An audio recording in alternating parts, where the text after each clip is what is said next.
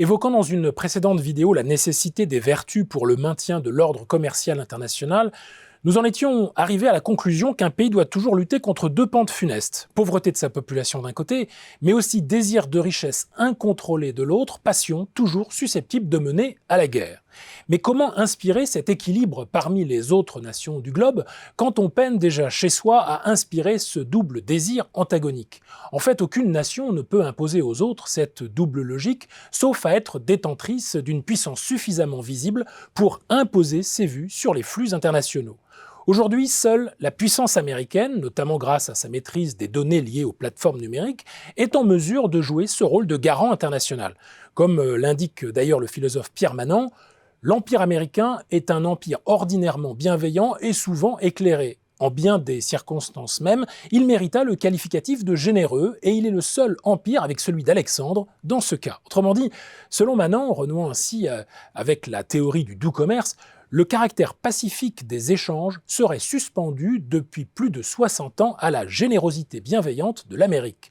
Or, selon Maxence Brichoux, qui signe un essai consacré au nouvel ordre économique mondial, il faudrait préciser deux choses.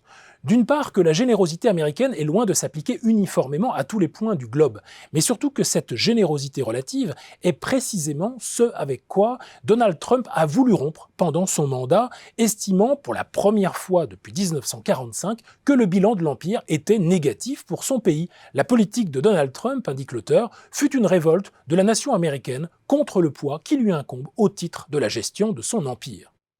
Le cas Trump nous fait surtout comprendre que c'est une analyse politique, sauf à vouloir n'y rien comprendre, qu'il faut toujours faire subir aux relations commerciales. Ce caractère architectonique de la politique sur le commerce reposant sur trois raisons. Première raison, derrière une logique de concurrence, c'est en fait à une rivalité en termes de puissance et de rapport de force auxquels se livrent les nations.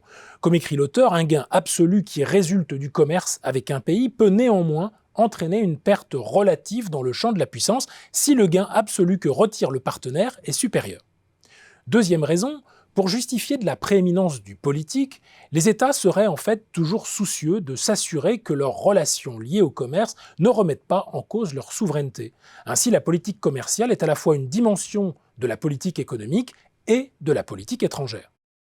Enfin, le commerce est une force, clame l'auteur, qui pour être bénéfique doit s'inscrire entre deux bornes politiques, la sécurité des nations et la liberté des peuples.